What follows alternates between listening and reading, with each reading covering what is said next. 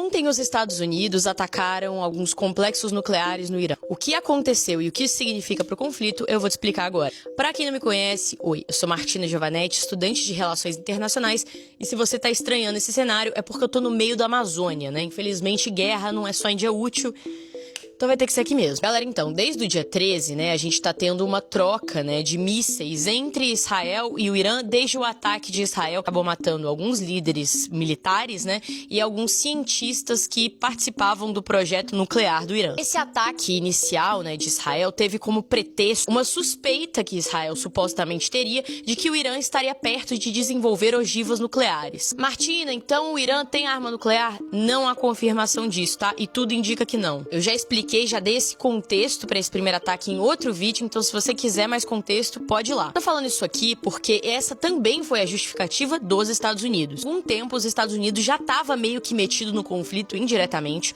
O próprio Donald Trump já tinha ido até sua rede social, Truth Social, né, e já tinha publicado que as armas que Israel estava usando eram dos Estados Unidos, que continuariam sendo dos Estados Unidos continuaria mandando armas, e que essa ofensiva continuaria por quanto tempo fosse necessário. Até que ontem, eles atacaram alguns complexos nucleares, os principais complexos nucleares do Irã. Martina, mas se eles têm complexo nuclear, como assim eles não têm bomba? Os complexos nucleares, eles não servem só para desenvolver armamento nuclear. Servem para geração de energia, para estudos na área, e supostamente também estariam sendo usados para desenvolver ogivas nucleares. Lembrando que Irã não pode ter arma nuclear, tá?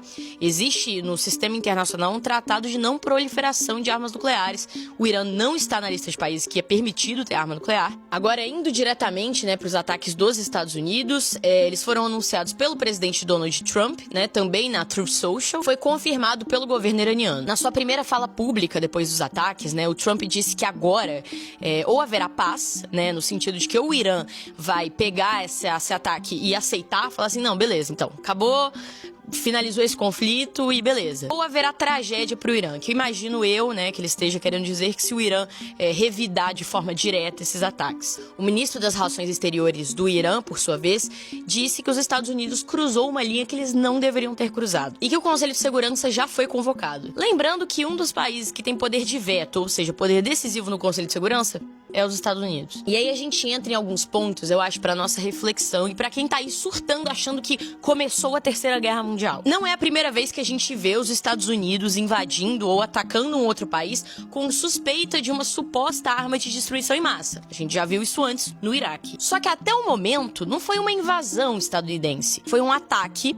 pontual, um objetivo claro e específico, com início e fim. Martina, mas isso pode escalar para uma Terceira Guerra Mundial? Galera, isso deixa a situação mais tensa, óbvio que deixa, mas essa continua sendo uma questão regional. Isso ainda não está escalando para uma coisa global. Estados Unidos bombardear o Oriente Médio não é novidade para quem não tá sabendo, e eu duvido que especificamente no Irã eles façam como fizeram no Afeganistão ou no Iraque anteriormente, né, de invadir de fato o país para tentar mudar o regime que existe lá dentro. Até porque a população americana não apoia esse ataque. Agora, se vai ter retaliação ou não do Irã, gente, aguardar, tá? Eu não tenho como falar isso pra vocês com certeza. Eu, particularmente, não acredito que o Irã, o Estado Irã, talvez algum grupo beligerante, né, tenha uma ação mais direta no território americano, mas eu acho muito difícil o Irã tacar uma bomba, por exemplo, em território americano, nos Estados Unidos. O que eu acho que pode ocorrer, sei lá, bombardeio de embaixada, bombardeio de não sei o quê, ataques ali no próprio Oriente Médio. Mas, de novo, pode ser que não, pode ser que o negócio escale muito, a gente tem que aguardar. Martina, e o Brasil vai se envolver? Não, gente, o Brasil não vai se envolver militarmente no conflito do Oriente Médio. Tem muita gente desesperado, né, achando que vai ser recrutado pra ir lutar no Irã. Absolutamente não é o caso, tá? O Brasil é um país extremamente pragmático na sua diplomacia. O Brasil não se mete onde não tem que se meter. Eu duvido até que o Brasil assuma uma posição de intermediar esse conflito. Eu acho que o Brasil não vai se envolver. Claro, o presidente ele se posiciona, a gente tem posição do Estado brasileiro com relação a conflitos como esse. Mas isso não necessariamente significa que o Brasil está envolvido na questão. E o Brasil, gente, seria o último alvo dessa galera. Então, com relação a isso, vocês podem ficar tranquilos. O que a gente tem, e eu acho, e foi uma coisa, inclusive, que vocês comentaram muito, que o Gil do Vigor falou sobre, né? Porque ele é doutor em economia, né? Então, ele trouxe essa questão e é uma questão importante importante. O Irã é um dos grandes exportadores de petróleo do mundo, se não maior. E qualquer conflito no Irã vai ter uma resposta no preço do petróleo. E o preço do petróleo, gente, influencia em absolutamente tudo. E quando eu digo absolutamente tudo, não tô falando só em gasolina, em transporte, não é só isso. É no alimento, em tudo que a gente importa, então, bens de consumo, bens de valor agregado, tudo isso provavelmente vai ter uma alteração. Que alteração? Quanto? Como? Vamos ter que aguardar pra ver. E o Gil é muito mais capaz de afirmar isso pra vocês e de contar essa história porque ele é economista, eu não sou.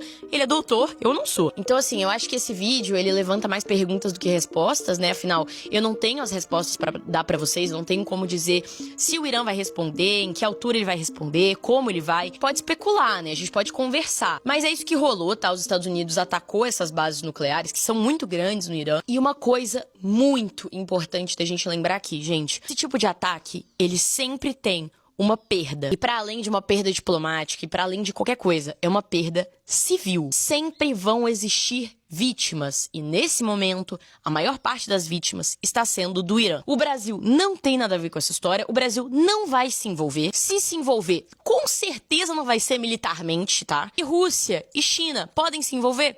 Podem, gente. Sempre pode. Eu acho que elas vão entrar pra peitar o Irã, pra peitar os Estados Unidos, pra...